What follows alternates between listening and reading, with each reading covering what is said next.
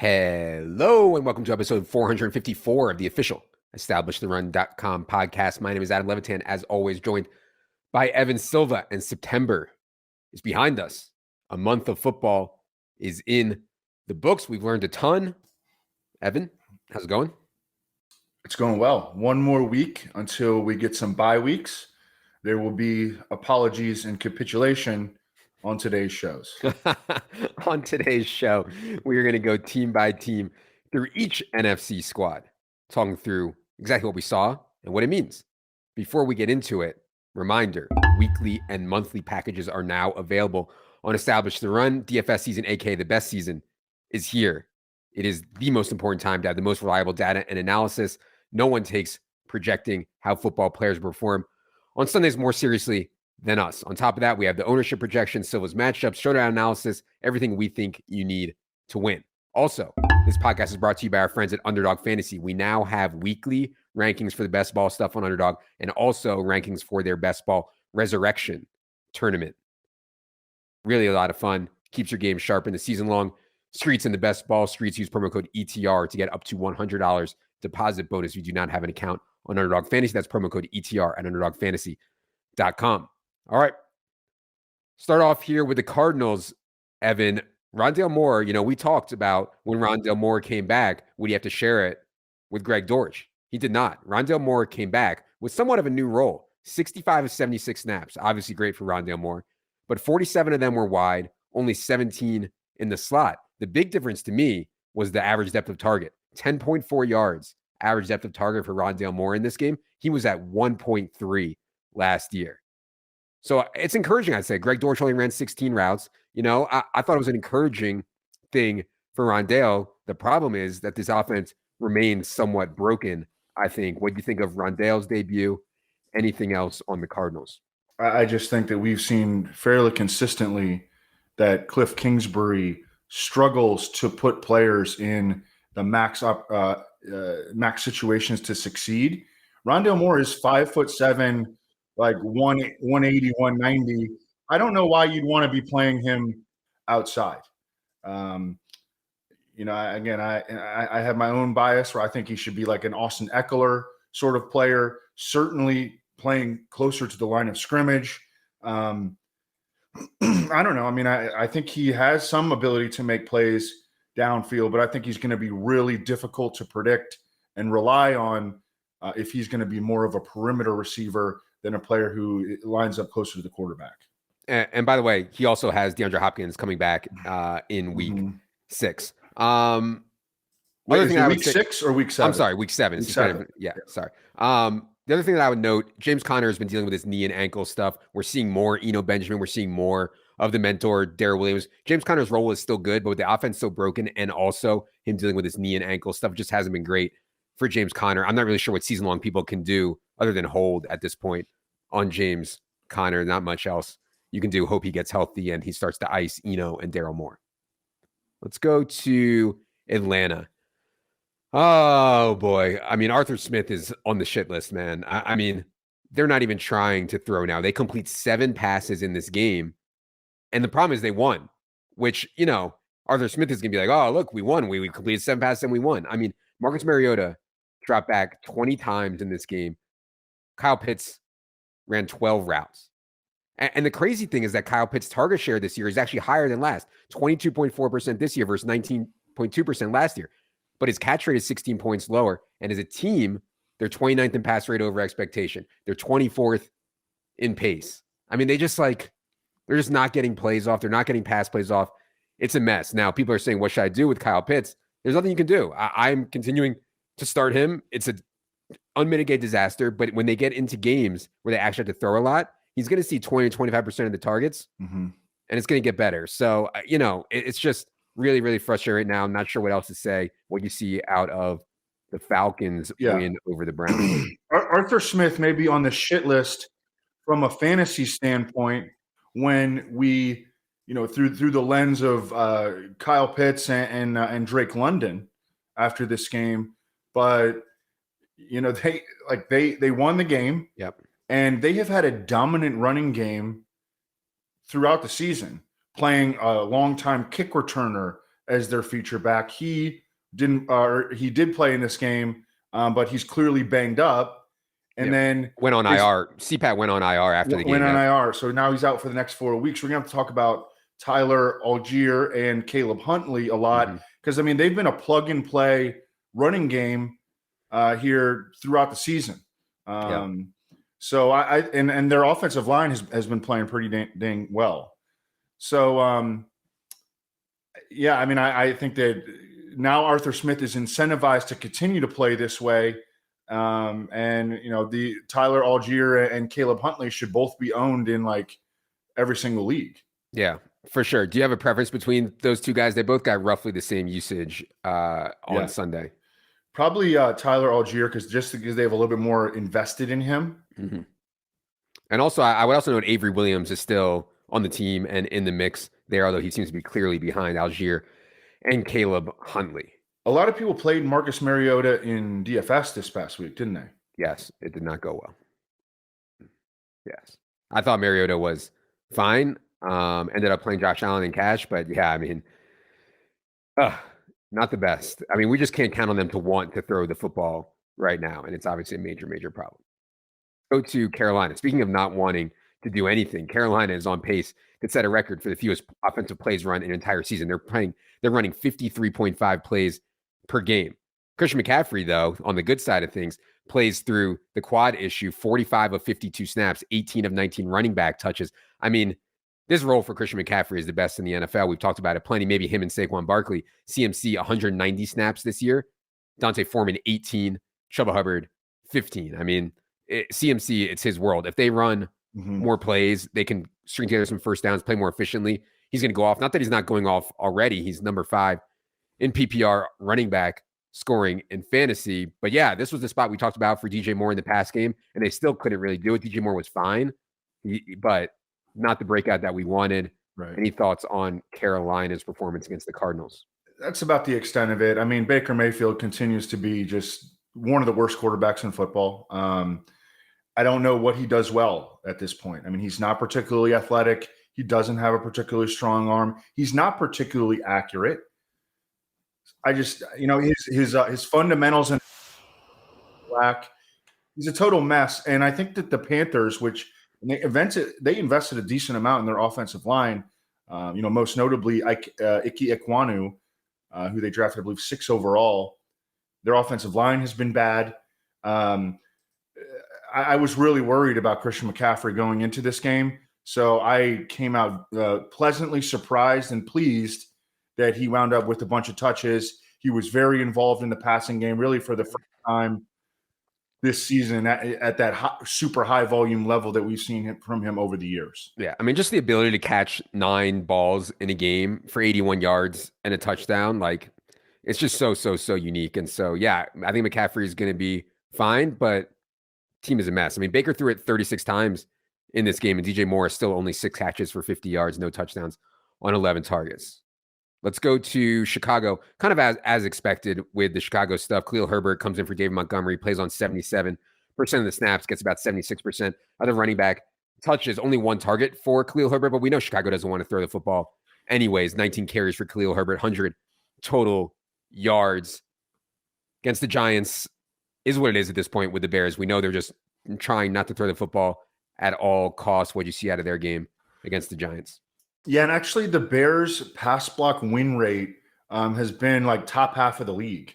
So I'm not sure that we can use that as an excuse anymore for Justin Fields, because Justin Fields is just holding onto the ball so long, man. And the play calling was also disappointing in this game. Luke Getsy, I don't know what he was thinking, but multiple third down screen passes to Cole Kmet, none of which worked.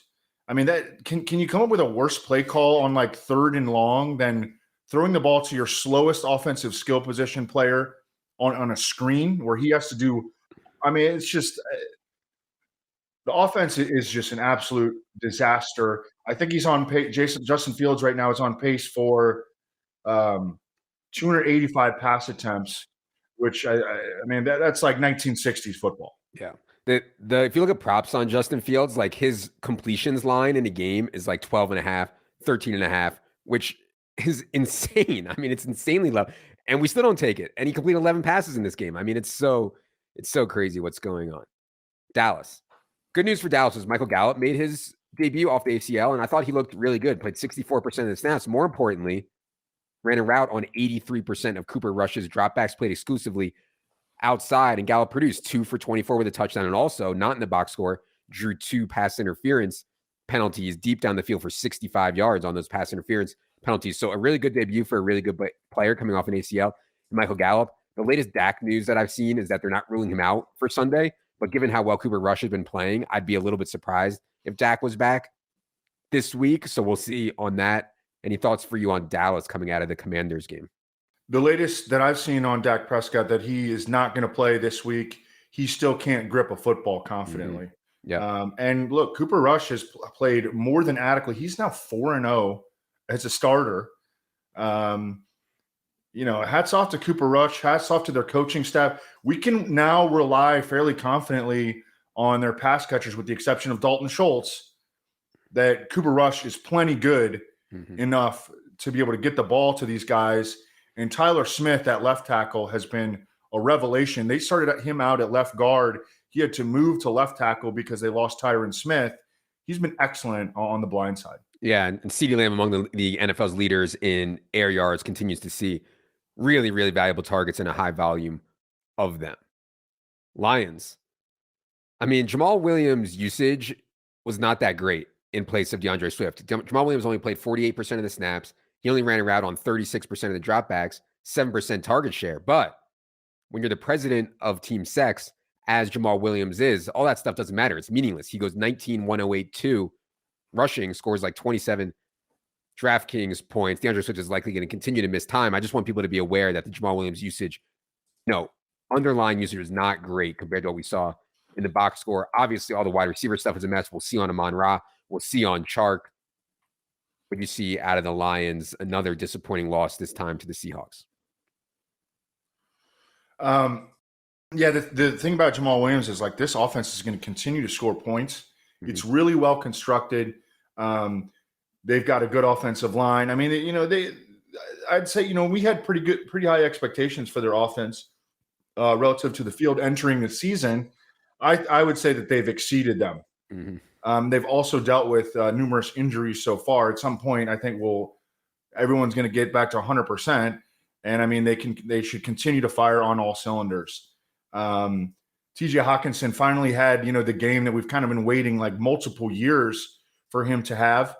It was a really, really good spot for him. He capitalized. It's nice to see that he has that in his bag, because I think we've been kind of left wondering really for like a year and a half if he could do something like that.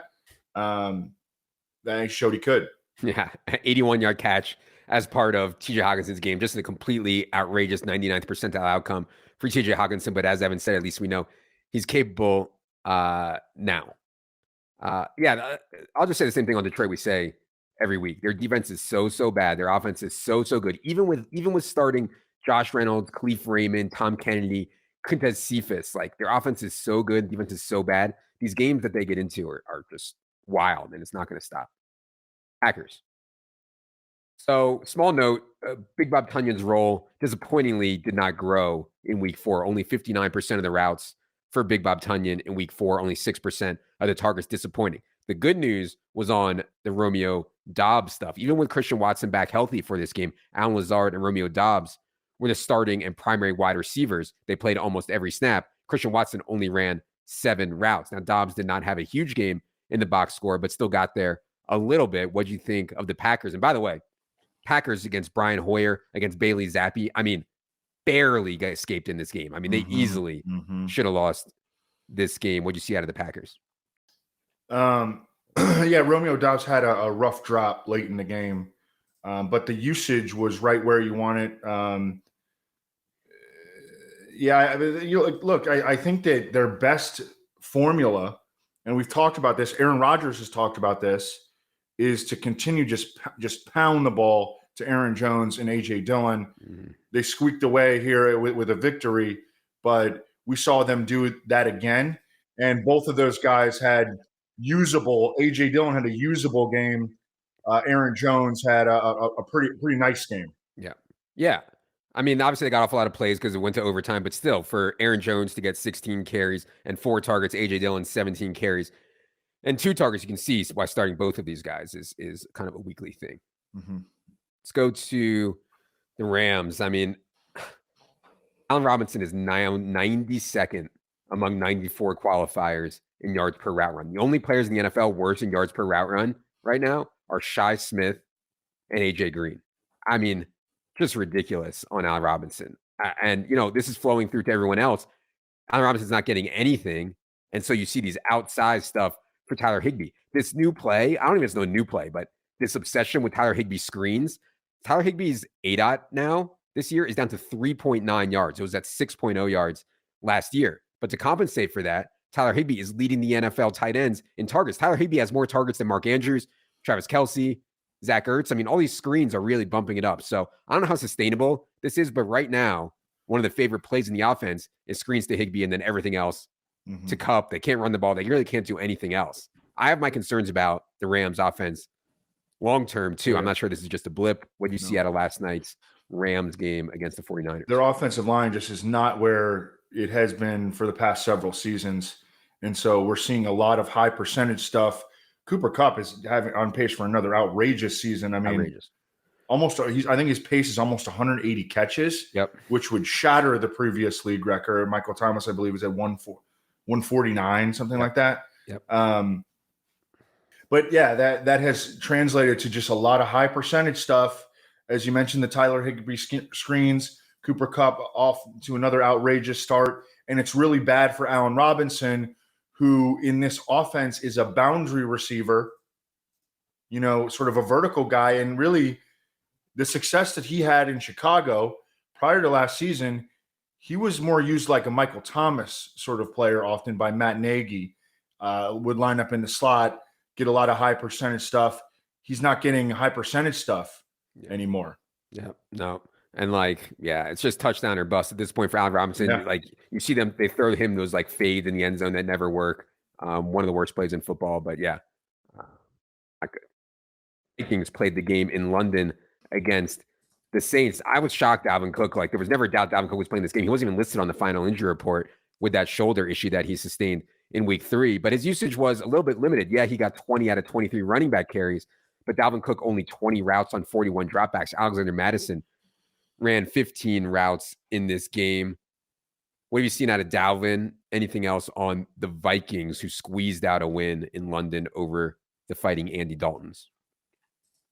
Yeah, I mean, I think Dalvin has been fine this year. I was hoping that he would have more passing game usage than he has so far.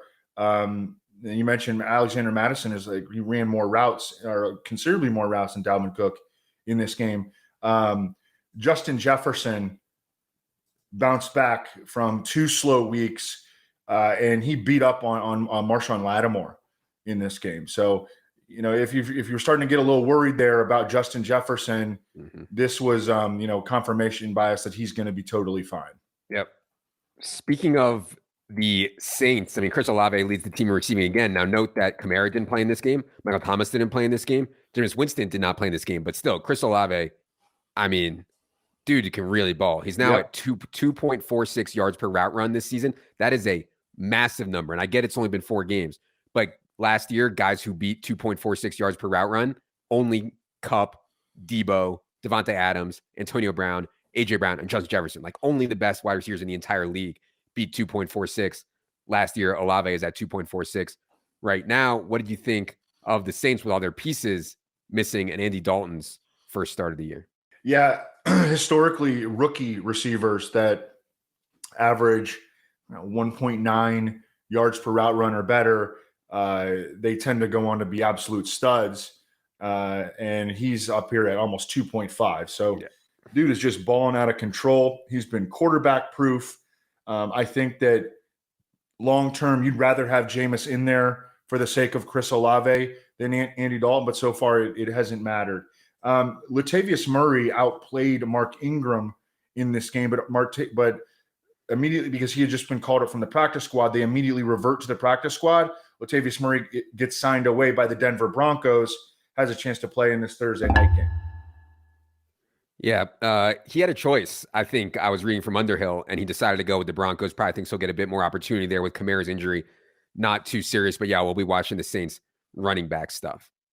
Speaking of ugly situations, I mean, Danny Dimes, give it up to Danny Dimes. I mean, runs for 2 touchdowns, runs for 60 yards. I mean, he's been fine in fantasy, but now we have major concerns because now he has this ankle issue. Sounds like he might try to play through it, but obviously his rushing is going to be compromised. And that's where, frankly, most of, if not all of his value has been coming from lately because they can't even field a wide receiver group. Not only does Dalen Jones get hurt in this game, Tyrod Taylor went down with a concussion. They were down to like Saquon Barkley, like Wildcat stuff. Also, Kenny Golladay hurt his knee. Not that that matters too much. Dude can't do anything anyways. But yeah, I mean, it's a mess. We're just praying at this point that Daniel Jones' ankle, he's able to run on it, and Kadarius Toney and Wan'Dale come in and are stars. That's like the only way it works out, other than Saquon Barkley literally touching the ball 500 times this season. Giants get another win, though, man. They complete 9 passes in the game, and they win. What do you see out of their win over the Bears? Yeah, I mean, Saquon Barkley and I think Jordan Rainan tweeted this today that he expects at this point Saquon Barkley to lead the team in catches. Oh, yeah. So he is just on pace and for an absolute massive season. I think he's the RB1 overall going forward. That's where we had him in our latest top 150, right? We did. I thought it should still be CMC, but yeah, we it's did close have either way. Yeah. It's real close. Yep. God, I know we told some people to play Richie James in certain decisions. Richie James got like phased out because they were using a bunch of 2 and 3 tight end sets in this game, and Richie James does not play in those. You need them to be in 3 receivers, and they didn't do that very much here. I was watching this game live with the sound off, and I thought that Daniel Jones had gotten benched. But no, he suffered what is believed to be a high ankle sprain. Yeah, it's not good, man. No, I mean, he was playing fine. He was playing well, and he was running. Yeah, it sucks about the ankle. One thing I'd say about Richie James is that I thought Richie James was a fine play for sure. I didn't think that playing Richie James and Saquon together was okay, because when you're playing the Bears and like it could be really ugly like it was, it's hard for both to get multiple good weeks out of Giants in those spots. Just something to think about. Eagles. I thought Jacksonville actually played a pretty good game here in some tough weather conditions, and Eagles still come out on top. I mean, Jalen Hurts now on pace for 225 carries this season. The NFL record for a quarterback is 176. I mean, Jalen Hurts has 34 designed runs through 4 weeks. I mean, that is insane. It's almost impossible for Jalen Hurts to fail, even what I think is an underrated Jacksonville defense in wind and rain. I mean, my friends who were at the game were just bitching the entire time about how awful it was. Another really good win for the Eagles, though. They moved to 4-0. What'd you see at their game against the Jaguars? Yeah, big game here for Miles Sanders. And he's been like one of the steals of fantasy so far, really. I mean, he's been pretty consistent, and now he gives you the spiked week. And, I mean, we were getting him in the 7th and 8th round. He's been like the absolute ideal 0 RB running back. He's been consistent, and now he gives you the spike week. And I think he should be in play every week in daily fantasy. Yeah, credit to Evan. When way back in like, I don't even know what month it was, like March or something, Evan did his first 150, and he had Miles Sanders like 60 spots ahead of where he was going in ADP, and we had to regress everything back to market a little bit. But like, man, this is like the poster for how it can work going hero RB or 0 RB. You get guys in good offenses in ambiguous backfields like Miles Sanders, like Clyde Edwards-Helaire, and you figure it out. And Miles Sanders obviously has been just that, just balling his face off. And by the way, Boston Scott didn't play in this game. Trey Sermon did get a couple carries, but I think Trey Sermon played less than Boston Scott would have played. So just something to note there. Oh, I need to capitulate and apologize. I predicted that Trey Sermon would never get a carry in an Eagles uniform, and he had 2 here. Yes. Also, I did get a D in logic, but it just seemed logical to me that if you have the lead running back in what I expected to be just an awesome rushing offense Like, shouldn't we want to get that guy on our fantasy teams? Yep. Seemed logical. Yep. Talented guy. And everybody was freaking out about the touchdown stuff from last year, too. And obviously that was kind of fluky. Let's go to San Francisco. So last night they get a really good win for them over the Rams. The Deebo Samuel stuff, like I just can't. I just can't, man. Like everybody knows I have this big fade on Deebo Samuel. I mean, first of all, that was a tough catch that he made. There were guys draped all over him. And then he starts zigzagging across the field. He sheds like 6 guys. And I get that's the Deebo Samuel thesis. He's the best player on the field. He's the most ridiculous guy after the catch I've seen since Odell's rookie year or whatever. But it's just like so painful when you have a fade on Deebo to watch stuff like that. Anyways. Well, he's had like really the optimal run out. I mean, getting back Jimmy G is really big for Deebo Samuel. And also like, all their RBs have been going down. That incentivizes him. He didn't have a big rushing day here, but like he's going to have games where he has 5, 6, 7 rushing attempts in addition to 6, 7, 8, 9 targets. And totally agree. I knew that when Trey Lance went down and Jimmy Garoppolo was in, that like the Deebo stuff was looking way, way, way better. Like obviously Deebo profiles way better on Jimmy, who throws those accurate short screens better than Trey Lance does. Anyways. I want to say one more thing. Jeff Wilson has been like every down back. I was just going to say that last 2 weeks, Jeff Wilson 74 snaps, Jordan Mason 5, Tevin Coleman 1, Marlon Mack 0. I mean, this is Jeff Wilson's backfield to the max. Go ahead. The way that Jeff Wilson plays, though, I think puts him in harm's way often. He's got a pretty lengthy injury history.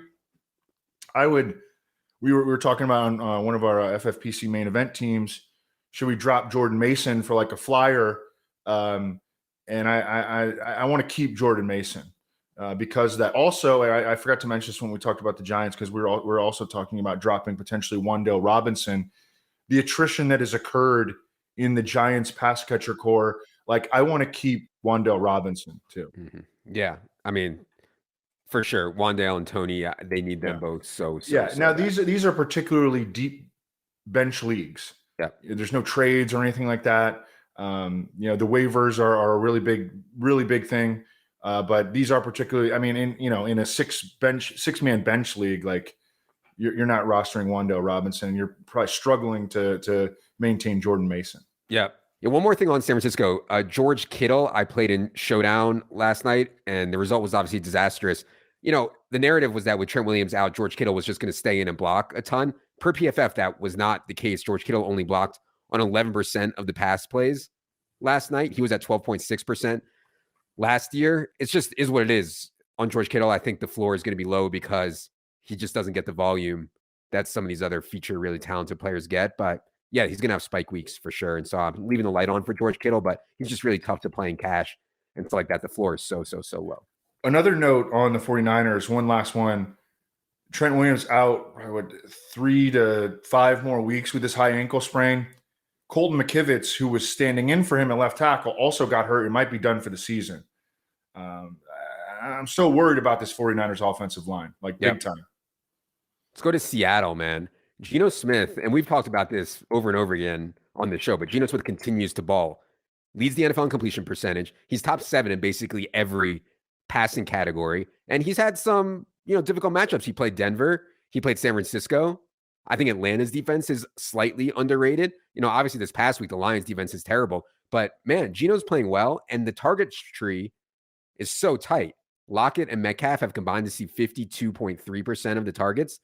That's really high. I mean, Tyreek Hill and Jalen Waddle are at 55.7%. So yeah, I mean, the Geno stuff is for real. I thought one of the biggest things of the week was the Seattle choosing not to use DJ Dallas in passing situations. So Rashad Penny gets 45 snaps and 15 routes.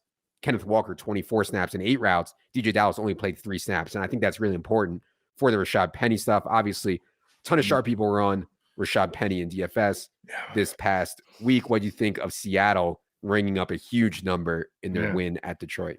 Yeah, gosh, I wrote up Geno Smith as like a DFS tournament play in matchups, but I did not have the balls to bang that drum on the Friday show or play him myself. But I mean, he, just everything matched up here for him. Like he really has been playing well. This game had shootout potential. You didn't have to worry about the weather. at Ford Field. The Lions are a terrible defense. Terrible. And some people did play Geno Smith and they made money. Oh, I played Geno. Yeah. Did you? Nice. Good. Yeah. But I didn't have enough to go with it. But yeah, the Geno stuff was for sure good. Yeah. Also, Rashad Penny is like a baller. Yeah. I mean, like he's like legit really good. He also has a major injury history. So people shouldn't be dropping Kenneth Walker because that's something that, and especially in an offense now that is vastly exceeding our expectations. I mean, I remember saying stupid stuff that looks really stupid right now about the Seahawks before the season. Like, I don't know how they're going to get first downs. Yeah. That's something that I said, and I capitulate and apologize. But like, obviously our expectations have been raised now, and Kenneth Walker, if he does get in there, like he could be the league winner that Leone keeps predicting that he will be. Yeah, we'll see if Rashad Penny can hold up. Seahawks still around even in pass rate over expectation, but a lot of times with the Russ Wilson Seahawks, they were like way below in pass rate over expectation, and so they're letting Geno cook at a way higher rate than they were letting Russ cook. Is what it is. And I think that you saw it that Pete Carroll had the comment taking a veiled shot at Russell Wilson. Geno does what we tell him to do, or something like that. And Russ was going off script too much for Pete's liking. Tampa. So this was the Rachaad White breakout game on national television. Previously, it had been all Leonard Fournette, every situation, doesn't matter, Lenny. In this game, Leonard Fournette, 39 snaps, 25 routes. Rachaad White, 35 snaps, 17 routes. I mean, with how good Rachaad White is in the pass game and how often Tom Brady throws at running backs, I think that's really, really notable. I assume Rachaad White is not on waivers in anybody's league that's listening to this, but if he is, you should certainly be owning him. Other note that I have here is all the wide receivers were back. So Evans, Godwin, Gage, Julio, with everybody back, Evans and Godwin were the primary. Gage came on in 3 wide receiver sets, and Julio rotated in only 17 routes for Julio on 53 Tom Brady dropbacks. Godwin was up at 45 as the primary slot guy, and then also in 2 wide. So really good stuff for Chris Godwin. Hopefully you guys were able to buy low on him. What'd you see out of Tampa loss against Patrick Mahomes? Yeah, I didn't know. I was starting to worry that the Bucs just did not have a game like this offensively in them, and certainly they were pushed. I mean, a lot of this came in comeback script, and that's why you see 6 rushing attempts as a team for them. You see the spiked usage for Rachaad White, although I think that they do want to get him more involved. Like the usage that they were giving to Lenny was great for fantasy to begin the season. I don't think that that's sustainable. Like Leonard Fournette was not going to be able to hold up on that kind of usage. So I think that they probably should try to get Rachaad White like 10 touches per game going forward. He looks good out there. I mean, he looks really good. Yeah. This was the classic, Mike Evans was born to score touchdown, put on the earth to score touchdowns game. He almost had 3. He had an end zone target in the back of the end zone and just kind of overthrew him a little bit. But I think that Godwin looked pretty good in this game. And I think that we can use him with a level of confidence going forward. Oh, for sure. I love having Chris Godwin on my team. And you see like the whole game plan from the Bucs changes when they have Evans and Godwin and Gage and Julio and everybody out there. Like they're going to throw more. They're going to be more efficient. It's just, everything's different. Last NFC team here today is the Washington football team. Jahan Dotson scored again. Jahan Dotson now has 4 touchdowns on 12 catches, only a 12.8% target share. Also now Jahan Dotson was revealed after the game has a hamstring issue that he's dealing with. So we'll be watching that. Removing Dotson from there would obviously be good news for McLaurin and Logan Thomas and Curtis Samuel. And then the other news was Brian Robinson. I mean, not only is Brian Robinson activated, but Ron Rivera was talking about him playing in week 5. And like, I think we've seen them continue to kind of phase out Antonio Gibson. They gave Williams some work this week, and I think they'll give Brian Robinson work as soon as he's ready. What do you think of Washington's loss to the Cowboys? Yeah, it's looking like the Antonio Gibson usability is going to be short-lived, as you kind of forecasted there, Adam. One stinks, and it was kind of just a blip there at the beginning of the season. It's just like whenever he is like in a pressured situation, and I'm not talking about like under pressure, but like a game that, the the revenge game against Philadelphia, a big division game here with their back sort of starting to come against the wall. Carson Wentz just goes in the tank, you know. And that was that's kind of been one of the stories of him throughout his career, that he just doesn't deliver when the chips are down. And it wouldn't shock me if